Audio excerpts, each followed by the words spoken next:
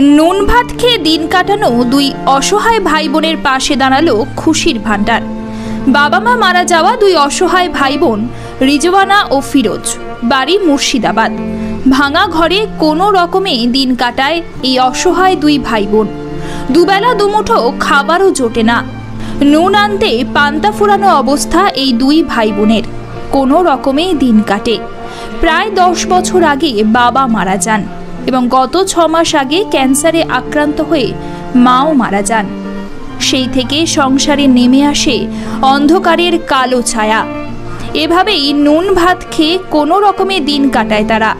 হঠাৎই একদিন খুশির ভান্ডার ফেসবুক পেজের চোখে পড়ে এই দুই অসহায় ভাই বোন। তারপর তাদের সাহায্যের হাত বাড়িয়ে দেয়।